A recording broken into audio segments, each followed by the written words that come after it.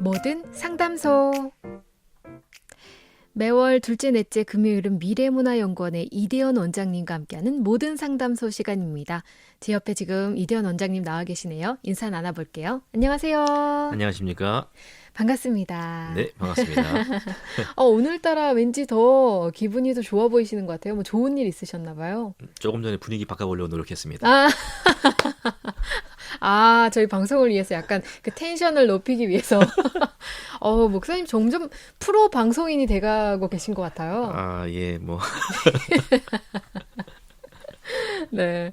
쑥스러워 하시지만 점점 더 이제 프로 방송인으로서 자리매김하고 계신 것 같아서 너무 기쁩니다. 자, 오늘의 또 질문이 또 올라와서 바로 질문을 드리면 어떨까 싶어요. 네. 이거는 저도 이 질문을 보면서 그래, 많은 저처럼 이제 목회자들은 크게 신경을 안 쓰겠지만 일반 성도분들은 이게 참 궁금하겠구나라는 생각이 들었어요. 질문 드릴게요. 교회면 다 똑같은 교회 같은데요.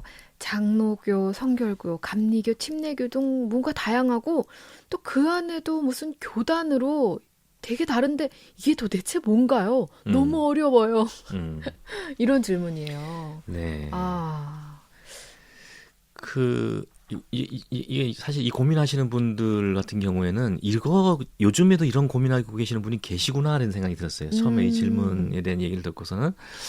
근데 예전에는요, 제가 한 30년 전에, 예전에는, 예를 들어서 서울에서 부산을 이사한다 그러잖아요. 그러면 내가 서울의 통합족교회에 다녔어요. 그러면 교족을 정시로 옮겼어요. 그래서 그쵸. 부산에 있는 통합족교회로 옮겨줬어요. 네네. 네, 그런 식으로 했어요. 그래서 목사님의 추천에 의해서 이동하고 했습니다. 그리고 이제 세월이 지나가면서 그런 것까지는 아니지만 그래도 내가 다른 지역으로 가거나 다른 곳으로 이동하면은 같은 교단, 같은 교파 정도가 아니라 교단까지도 같은 곳에 소속되려 하는 성향들이 강했어요. 근데 세월이 흐르면서 점점 그것이 희박해져 갔죠. 희박해져 가서 요즘은 그런 걸 따지시는 분이 별로 그닥 많지 않은 것 같아요. 근데도 그거를 지금 고민하시는 분이잖아요, 이분은요. 네. 근데 이분이 이제 질문에 추가로 또 이런 얘기를 넣어주신 게, 그러니까 이사나 학교 문제로 교회를 옮길 때, 도대체 여기가 요즘 워낙 이단이 많으니까요. 그러니까요. 그런 것 맞아요. 때문에 이제 고민이 많으시다고 올렸어요. 맞아요. 아니 우리가 이단까지는 아니더라도 워낙 군소교단이 많고 또 군소교단이 다 그런 건 아니지만 아주 지극히 일부의 그 출신 목사님들을 보면 이분이 정통이 맞나 싶을 정도의 어떤 그 왜곡된 그 신학적 관점을 가진 분들 있어요. 그러니까 그런 것에 대한 불안감을 느끼는 전 당연하다고 생각을 해요.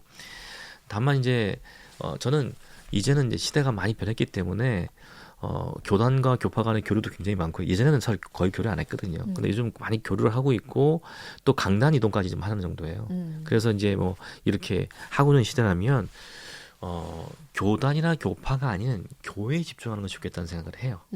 그래서 그러면 그럼에도 불구하고 참 이게 개인적으로 이런 그 어떤 교회가 건강한 교회냐라는 것을 고르는 것은 굉장히 쉽지 않다고 생각해요. 다만 제가 이제 가장 기본적인 가장 기본적인 차원에서 원리적인 것을 말씀드리자면 일단은 뭐냐면 교회가 뭐냐는 거예요.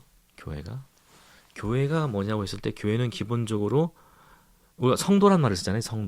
성도라고 그러잖아요. 우리가 성도가 성자가 거룩할 성자거든요. 그러니까 거룩할 성자의 의미는 뭐냐면 구별된다는 것을 갖고 있어요. 그러니까 분리된다는 의미도 있습니다. 그럼 그 구별과 분리의 의미가 뭐냐는 거죠. 그러니까 성도랑은 구별된 혹은 분리된 무리들이란 뜻이잖아요.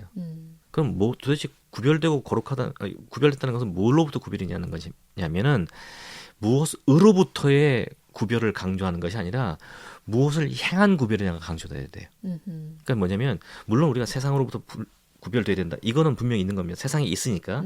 그런데 보다 본질적인 건 뭐냐면 하나님을 향하여 구별됐다는 거예요. 그러니까 거룩할 성자는 뭐냐면 하나님을 향하여 구별됨이에요.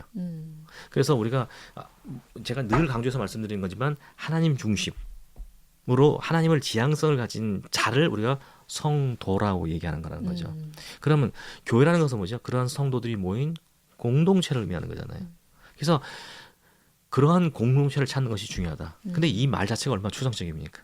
하나님을 향하여 구별된 자들이 모여 있는 공동체, 그것이 교회인데 요즘 교회는 워낙 뭐랄까요, 좀 세속화된 것도 많고 사실상 교회 안에서 가장 주가 될 원리인 뭐 성경 중심의 사고보다는 어떤 세속적인, 겉으로 볼 땐 그래 보일지도 모르지만 실질적으로 굉장히 교회가 어지러운 교회들도 많고 그렇기 때문에 이런 고민들을 하시는 것 같아요. 그래서 그렇지만 제가 뭐 지금 당장 뭐 무슨 동에 있는 무슨 교회를 가십시오 이렇게 말씀드릴 수 없는 건 아니에요. 그렇죠? 그렇지만 그래서 기본적인 우리가 내공을 길러야 된다는 말씀을 먼저 드리고요. 내공은 뭐냐면 그런 것을 구별할 수 있는 관점을 길러야 되는 인데 뭐냐면 일단은 처음 가자마자 등록하러 오지는 않잖아요. 일단은 가서 이렇게 교회 가서 이렇게 참여해보고 예배도 참여해보고 이러면서 내가 이 교회 맞는가, 이 교회가 나에게 맞는가 이런 걸 사실상 많이 하거든요. 한 달이고 두 달이고 한단 말이죠. 근데 그런 자세는 전 좋다고 생각을 해요. 그런데 가서 많은 분들이 똑같이 지금 공통적으로 하시는 말씀이 뭐냐면 조금 전에 제가 말씀드렸던 거예요. 이 교회가 나한테 맞나? 이런 생각을 한다는 거죠. 그래서 기존에 내가 갖고 있는 어떤 관점과 맞나? 이걸 생각한단 말이죠. 근데 교회를 선택할 때 가장 중요한 것은 뭐냐면 그 교회가 이 교회를 통해 내가 하나님께 더 가까이 갈 수 있나? 이걸 봐야 된다는 거예요. 이 교회 공동체가 나라는 존재를 하나님께 더 가까이 이끌어갈 수 있나? 이 교회의 목사님이 나를 더 하나님께 가까이 인도할 수 있는 이런 분인가? 를 먼저 보셔야 된다는 거예요. 관점을 바꿔야 되는 거예요. 나에게 관점 맞추는 게 아니라 나를 하나님께 인도할 수 있는 것에 관점을 맞춰야 된다는 거예요. 이 원리를 설명하는 겁니다. 그럼 그걸 어떻게 알아요? 그러잖아요. 그걸 어떻게 구별해요? 그러니까 우리가 한 달이고 두 달이고 나가본다고 그러잖아요. 그러면 그 교회의 말씀을 통해서 말씀 들어볼 것이고 그 다음에 또 뭐냐면은 교제를 어느 정도 해볼 거 아니에요. 뭐 식당에서 밥을 먹는다든지 사람들 분위기를 살핀다든지 이런 걸 볼 거 아니에요. 그걸 보면은 뭐를 알 수 있냐면 특히 말씀을 통해서 설교를 통해서 알 수 있는 거 보면 그 설교가 신학적인 용어, 신앙적인 용어, 성경적인 용어를 사용하고 있다 할지라도 기본 근본으로 인도하는 것이 우리를 위로하거나 우리를 갖다가 충족시키는 쪽으로 인도하느냐 아니면 하나님 쪽으로 우리를 구별시키는 쪽으로 인도하거든요. 이거를 잘 보시라는 거예요. 이걸 잘 판단하시라는 거예요. 그럼 그걸 어떻게 판단합니까? 또 물어보시잖아요. 간단합니다. 왜냐면 말씀을 그러니까 성경에서 말씀 표현할 때 뭐냐면 양날이 선 검이라고 그러잖아요. 우리가 골수를 쪼갠다고 그러잖아요. 우리의 심령과 골수를 쪼갠다고 그러잖아요. 이 말은 뭐냐면 우리는 여전히 죄에 노출돼 우리가 구원받은 자지만 우리 구원은 아직 완성된 사람들이 아니에요. 아직 구원이 완성되어 있지 않다는 얘기는 우리도 여전히 죄에 노출되어 있기 때문에 죄의 영향 가운데 있고 우리 속에 죄성이 여전히 존재한다는 것입니다. 그게 사도 바울이 끊임없이 자기가 투쟁을 했잖아요. 나는 날마다 죽는다. 나는 죄인 중에 계수다. 나는 만삭되어 나지 못한 자다. 이거는 사도 바울이 자기 스스로가 피가학적인 성향을 가진 사람, 그러니까 메소키스트라고 그러잖아요. 그런 성향을 갖고 있기 때문에 그런 말을 한 게 아니에요. 자기 속에 있는 또 다른 자기, 그러니까 자기 속엔 두 명의 자아가 있는데 하나는 뭐죠? 구원받은 자로서 하나님 중심으로 옮기려는 자아. 그다음 또 한번 여전히 죄의 본성대로 자기 쪽으로 가려는 자아가 존재한다는 말이에요. 그러한 자기를 볼 때마다 느껴지는 말하자면 어떻게 보니까요. 절망과 자괴감과 전투력이란 말이에요. 그 표현이 사도 바울은 그렇게 표현했다는 거예요. 그러면 우리가 구원받은 성도로서 우리의 구원은 완성되지 않았기 때문에 여전히 우리는 죄에 노출되어 있단 말이에요. 여전히 우리는 우리 중심적으로 끌고 가려는 성향이 강해요. 예? 그렇기 때문에 그것을 끊어내고자 하는 말씀이냐는 거예요. 그렇기 때문에 말씀을 들을 때 은혜 받았어요. 목사님은 너무 좋았어요. 저도 이제 가끔 설교할 기회가 있으면 저한테 와가지고 오늘 말씀 너무 은혜 받았어요. 이런 말하면 저는 귀도 안 기울여요. 웃으면서 아예 감사합니다 이렇게 말하지만 저는 그런 말에 1도 관심이 없어요. 왜냐하면 제가 전한 말씀을 통해 이분들이 가슴에 찔림이 있었냐는 거예요. 응? 나의 죄성을 팍 치면서 하나님 쪽으로 나를 이동시켜주는 거냐면 물론 그것이 반드시 그런 소위 말해서 말이죠. 그런 날카로운 설교를 통해서만 이루어지는 건 아니죠. 부드럽게 우리를 위로하는 마음이지만 결과적으로 그 위로가 뭐냐면 우리를 하나님께로 끌어당기고 있느냐는 거예요. 우리 중심에서 하나님 중심 우리를 옮기는데 말씀의 중심이 맞춰져 있느냐는 거예요. 그러면 일단은 뭐냐면 건강하구나 이렇게 기본적으로 판단하셔도 돼요. 그다음에 그런 흐름을 받고 있는 그 교회 분위기가 그래서 교회 성도들이 전부 날카롭게 막 날이 서 있느냐 이러면 또 아닌 거죠. 그 뭐냐면 그럼에도 불구하고 그 성도들이 뭐예요? 서로를 아끼고 챙기고 뭐 처음 왔는데 말이죠. 막 챙겨주려고 그러고 뭐 그러면서 뭐예요? 등록을 강요하지 않으면서도 뭐 이렇게 뭐 챙겨주고 처음 뵙는 분인데 혹시 뭐 이러면서 그러시구나 그래서 아이고 그래 다음 주 또 뵀으면 좋겠어 뭐 이런 분위기 있잖아요. 그러면서도 뭐 따뜻하면서도 뭐 그런 이런 전체적인 분위기가 느껴지는 거예요. 그러면 이거 판단이 그거예요. 내가 이 공로산에 속해서 내가 하나님 앞에서 자라나고 성장할 수 있는 가능성이 있겠구나 라는 판단이 든 그 교회를 선택하려고 노력하라는 거예요. 그러니까 내가 만족하려고 내가 듣기 좋아하는 설교 이게 아니라 벌써 내가 듣기 좋아하고 내 만족을 구하는 것 자체가 뭐예요? 이 옛사람에 속한 자기가 추구하는 방식이에요. 여러분들 내가 이제 신앙과 종교를 구별하거든요. 그러니까 신앙과 종교의 구별이 어떻게 구별합니까? 이렇게 말하잖아요. 종교의 중심에 누가 있냐면요. 내가 있어요. 내가. 내 만족과 내가 원하는 걸 추구하는 거예요. 그래서 내가 하나님 앞에 나가서 40일 금식 기도해. 주시옵소서요. 하나님 내가 깎고자 하나님. 그러면서 뭐라고 하냐면은 내가 이것만 해주시면 내가 주를 위하여 뭘 하겠습니다. 다 거짓말이야. 그런 사람한테 돈 주면 다음에는 1,000,000원 줘서 억만 주시옵소서 이렇게 기도가 바뀌어요. 정말로 내가 하나님, 내가 내게 주신 물질로 내게 주신 무엇으로 내가 하나님께 주시면 하나님께 영광을 돌리겠습니다 하는 사람은 지금 현재 자리에서 모자란 가운데서도 그 일을 하는 사람이에요. 그리고 모자란 가운데 그 일을 하는 사람에게 하나님께서는 넘치도록 채워주세요. 우주 최강의 이기주의자는 누구인지 아십니까? 누굴까요? 우주 최강의 이주자는 하나님이에요. 목사님 당황하시네. 우주 최강의 이기주의자는 하나님이세요. 하나님은 하나님께서 유익된 것들을 절대로 놓지 않으세요. 그러니까 내가 하나님을 섬기는 성도가 정말로 있는 것으로 하나님께 충성한 자, 그래서 그에게 주면 줄수록 뭐예요? 더 하나님께 충성할 자에게는 하나님께 아끼지 않고 주신단 말이에요. 왜? 그게 하나님의 구원을 이뤄가는데 하나님이 이 땅을 향하신 하나님의 선기를 이루는데 당연히 보탬일 자거든요. 그런 자에게 왜 안 주세요? 안 주면 손해인데. 그런 의미에서 이기주의자라는 얘기예요. 하나님 우리에게 뭘 가져가셔서 이기주의라는 뜻이 아니고 하나님은 그래서 제가 학생들에게도 늘 강조하는 게 있어요. 너희 자신을 단련하고 준비시켜라. 치열하게 준비시켜라. 하나님은 우주 최강의 이기주의자시기 때문에 너희들이 준비된 자를 절대 안 쓰시고는 못 빼기신다. 우리를 안 쓰시는 이유는 준비가 안 됐기 때문에 못 쓰시는 거지. 못 쓰시는 거지 안 쓰시는 게 아니다. 지금도 안타깝게 말해 제발 좀 준비하라고 강조해. 그걸 준비시키는 목소리를 주는 교회.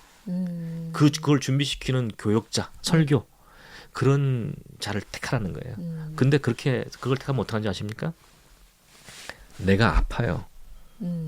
아프다고요. 그렇죠. 때로는 아파요. 그 아픔 때문에 눈물이 나고 눈물 속에서 기쁨과 희열이 솟아나긴 하지만 궁극적으로 처음에는 나를 때로는 아파요. 상처를 받기도 해요. 근데 그거를 기뻐라. 그걸 당연한 것으로 받아들이라는 거예요. 그것이 하나님께로 나를 끌고 가는 것이라면. 그래서 사도 바울의 투쟁이 우리의 삶권도 있어야 된다는 거죠. 그러니까 신앙은 뭐냐면 아까 종교 중심은 내가 있다고 했잖아요. 신앙의 중심은 내가 아닌 하나님이 계세요. 그러니까 내가 신앙생활을 한다는 것은 나는 기독교인들도 얼마나 종교생활을 하는 사람이 많다고 생각해요. 나를 신앙생활로 인도하는 교회를 나를 신앙생활로 인도하는 목회자를 만나는 것은 성도들이 누릴 수 있는 최고의 축복이다. 저는 그렇게 생각해요. 그런 교회를 선택하실 때 그거를 보라는 거예요. 그 선택 기준을 가지고 찾고 하나님 앞에 기도하라는 거예요. 하나님께서 인도하실 거라고 믿습니다. 기본적인 방법을 일단 말씀드립니다. 네, 좀 말씀을 듣고 보니까 결국은 또 우리가 하나님을 찾는 것이 그 말씀하신 것처럼 그 나를 유익하게 하는 교회를 찾다 보면은 솔직히 말해서 내가 편안한 교회를 자꾸 찾으려고 그럴 것 같아요. 그런 것이 이제 나를 위한 것이고 내 몸과 마음이 편안한 그런 것보다는 하나님의 정말 내가 하나님의 사람으로 성장할 수 있는 말씀과 그런 공동체가 좋은 공동체라는 말씀을 해주셨어요. 네, 맞습니다. 그런 교회로 이끌림 받는 것, 그런 교회로 이끌림 받기를 원하는 것. 또 그러면서 제가 이 질문을 하신 분도 있지만 많은 분들이 갖고 있는 그 아픔과 상처를 저는 충분히 이해를 해요. 왜냐하면 신앙생활하면서 교회에서 받은 상처들이 많은 분들이 많거든요. 상처받은 분들이 많아요. 그러니까 그런 분들일수록 교회로 옮기실 때 그러니까 받은 상처가 크면 클수록 교회로 옮기실 때 선택하는 기준이 또 있습니다. 그 말씀드린 것처럼 교회를 옮기시면서 이게 받은 상처가 클수록 교회를 옮기면서 이분들이 선택하는 기준들이 있어요. 뭐냐면 더 이상 나를 터치 안 하는 교회를 선택하는 거죠. 그리고 나는 그 교회를 다니더라도 교회 속으로 들어가지 않겠다는 생각을 하는 거예요. 한 그래서, 발짝 뒤에 서 있겠다. 자기가 직분자인데도 직분자를 안 밝혀요. 그냥 가만히 그냥 신앙생활 주일만 갔다가 돌아오고요. 근데 이 단계에서 넘어가면 이렇게 함에도 불구하고 또 다른 상처가 오면 이런 분들이 대다수 뭐냐면 가난한 성도로 빠져나가는 거예요. 그러니까 자기를 보호하고 싶은 생각에서 그런 선택을 하시는 거예요. 근데 그것도 내가 충분히 이해가지만 충분히 이해하는 선택이고 그분들이 그럴 수밖에 없어 하는 그 심정은 내가 충분히 이해하지만 그럼에도 불구하고 그런 선택은 교회를 선택하는 기준에서는 안 된다예요. 그러니까 그것도 똑같은 맥락이에요. 결국은 나를 아무 선택 안 하고 주일 나가서 예배만 드리고 딱 오겠다 하는 이런 것들과 결국은 뭐냐 이것도 넓게 보면 자기중심이에요.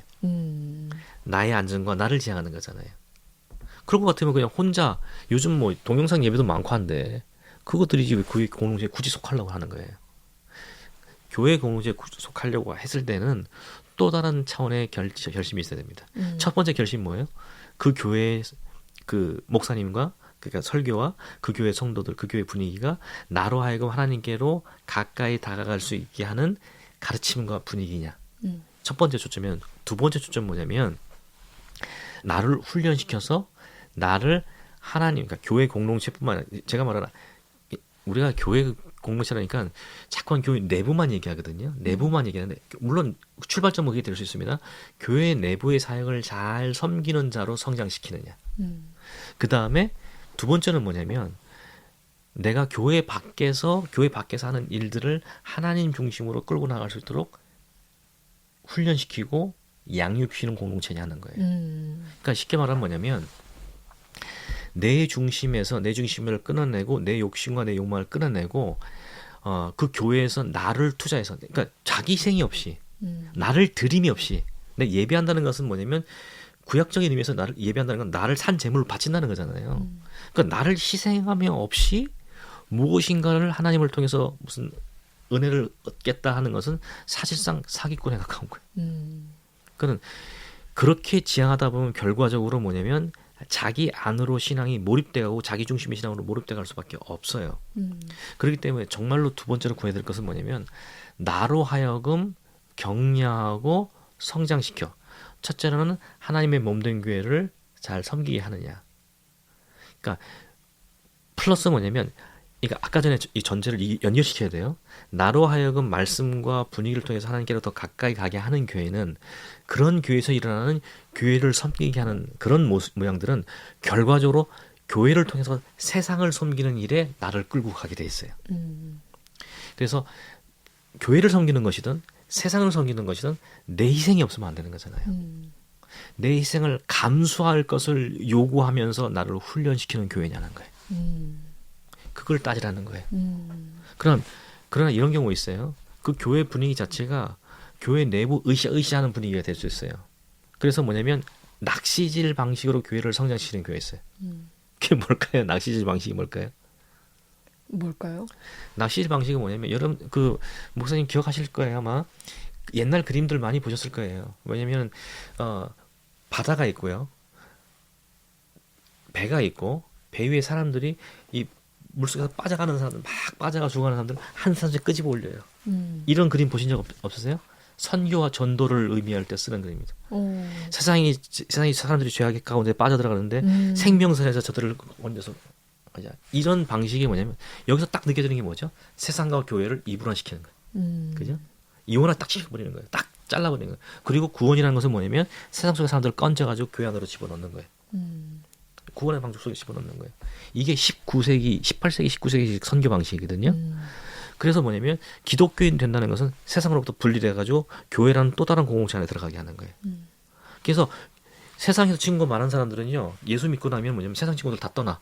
아니 자기가 떠나는 거지 친구들이 떠나는 게 아니라 자기가 떠나서 교회 안에 사는 사람들 새로운 친구 관계를 형성해요. 그러니까 옛 것은 버리고 새 것으로 들어가는 이런 일들 하거든요. 근데 그런 방식, 저는 그게 낚시질이라고 부르는 거예요. 교회 안에 안전지대에 앉아가지고 낚시 던져가지고 사람들 던져가지고 교회 안으로 땡겨드리는 거예요. 이걸 전도와 선교라고 부르는 거예요. 근데 이게 18세기, 19세기식 선교고 현대 선교 개념은 절대 그렇지 않습니다. 그 18세기, 19세기 선교 개념이 100% 틀린 건 아니에요. 하나님이 그걸 통해서 놀라운 역사를 일으키셨으니까 되게 중요한 방식이지만 20세기 선교는 뭐냐면 방식을 바꾸는 거 어떻게 하냐면 선교를 하기 위해서는 마태복음 28장 19절 이하에 나타나는 선교 명령, 선교 대명령 있잖아요. 선교 대명령 첫 구절이 어떻게 시작하죠? 그러므로 너희는 가서로 시작돼요. 가서로 시작되고는 가라는 명령을 하시거든요. 근데 거기서 가라는 명령은 지리적 경계로 한정되는 건 아니에요. 그러니까 한국에서 미국 가서, 한국에서 영국 가서, 한국에서 아프리카 가서, 한국에서 인도네시아 가서 하는 것을 우리가 지금까지 선교를 흔하게 인식하지만 본질적으로 거기서 가라는 것은 그런 지리적 경계를 의미하는 게 아니에요. 정말로 의미하는 것은 복음과 비복음 사이의 경계를 넘는 거예요. 우리가 복음 안에 머물러 있는, 그러니까 우리가 복음이라고 생각하는, 그래서 그 교회 공동체를 의미하는 그 안에 머물러 있고 그 안에서 안정을 추구하는 한 우리를 통해서 하나님께서 선교를 하실 수가 없어요. 우리가 복음과 비복음, 우리 비복음 사이에 우리 앞에 가로막혀 있는 장벽을 저쪽에서 무너뜨리는 게 아니라 우리가 허물고 우리가 비복음의 세상 속으로 들어갈 때 선교는 비로소 시작되는 거거든요. 그러니까 건강한 교회는 뭐냐면 교회 안에 교인들을 붙들어 매지 아니하고 교회 밖으로 세상 속으로 파송하는 교회예요. 모임의 중요성도 교회로 모이는 것의 목적은 교회 자체를 위해, 교회는 교회 자체를 위해 존재하지 않습니다. 아주 간단한 말씀으로 퀴즈 하나 드릴까요, 목사님? 목사가 교회를 위해 존재할까요? 교회가 목사를 위해 존재할까요? 네? 네? 목사가, 교회라는 것은 일단 사람이에요. 건물을 말하는 게 아니에요. 교회가 목사를 위해 존재할까? 목사가 교회를 위해 존재할까요? 아까 우리가 지지난주에 은사에 대해서 얘기했잖아요. 네. 목회자도 은사거든요.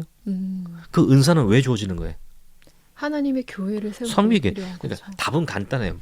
교회가 목사를 위해 존재하는 게 아니라 목사가 교회를 위해 존재하는 게 맞죠. 그렇죠. 그러니까 같은 맥락에서 제가 또 물어볼게요. 교회가 세상을 위해 존재해요? 세상이 교회를 위해 존재해요? 교회가 세상을 위해 존재하는 거죠. 그렇죠. 너무 뻔한 순서인 네. 거예요. 그러면 교회가 그 교회 자체의 만족감을 위해서 교회 안에서 서로 으쌰을 이루는 공동체는 이건 쉽게 말하면 물이 고이는 공동체예요. 썩게 돼 있어요. 근데 건강한 공동체는 뭐예요?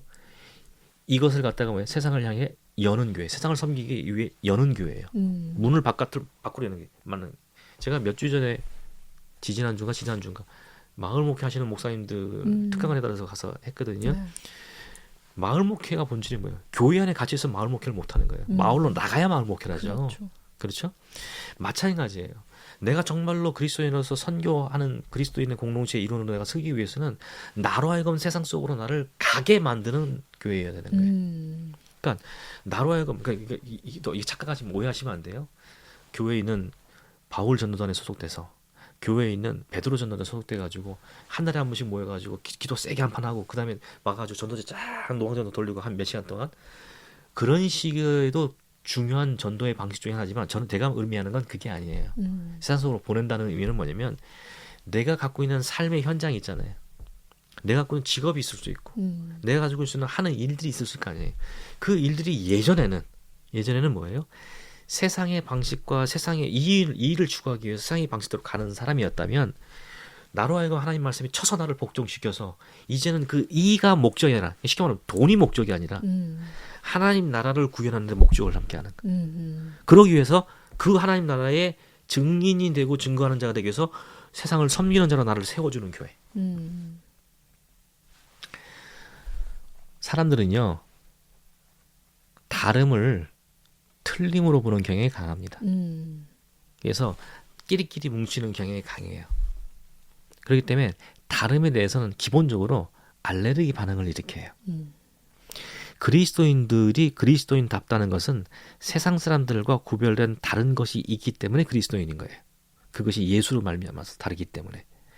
세상 사람들이 그리스도인이 다른 걸 보면요, 알레르기 반응을 일으켜요. 그거는 지극히 당연한 자연스러운 현상이에요.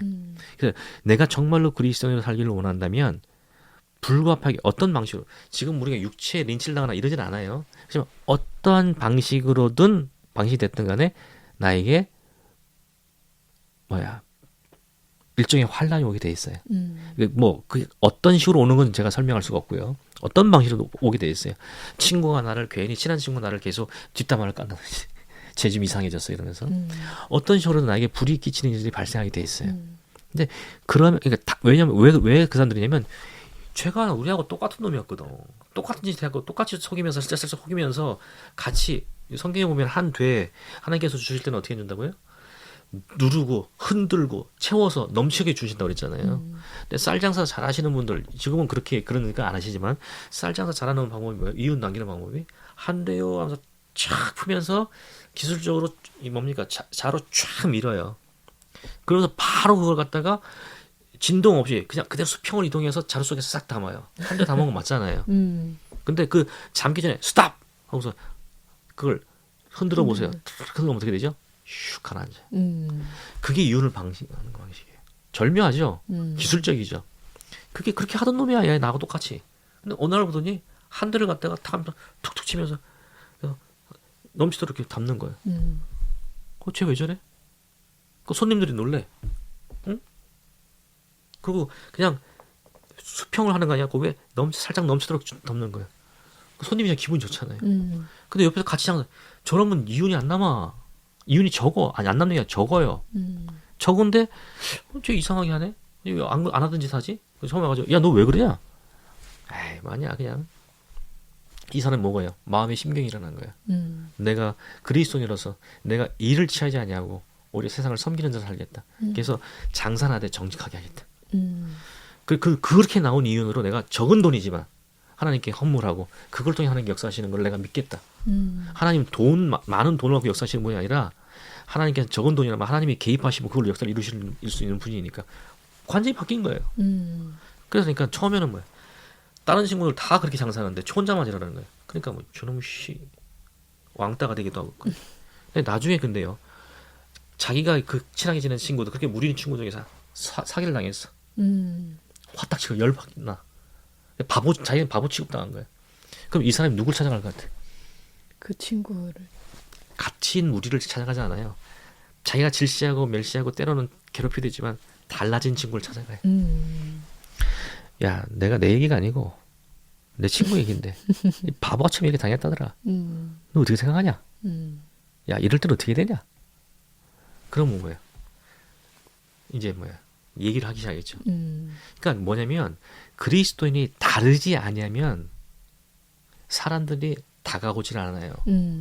그리스도인들이 세상과 다르지 아니하면 그거 무슨 수로 그 안에서 복음을 발견해요? 복음의 빛을 무슨 수로 발견하냐고요? 시대로 똑같은데. 응? 나를 그렇게 키워낼 수 있는 공동체. 그러니까 모이는 것은 모임을 자체를 위함이 아니라 우리로 하여금 선교자로서 흩어지게 하기 위함이에요. 파송하기 위함이에요. 예전에는 왜 교회 가면 예배 끝나고 파송이 기도, 파송이 찬양 이런 거 한 교회 점점 그런 교회도 없어져요. 그러니까 그 교회도 그게 형식이었는데 요즘은 그 형식마저도 없어지더라고요.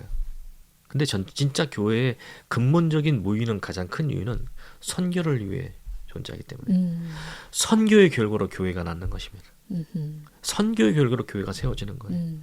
그렇다면 교회의 역할은 그 안에 있는 공동체라고 선교할 수 있는 존재들로 양육해서 파송하는 데 맞춰줘야 돼요.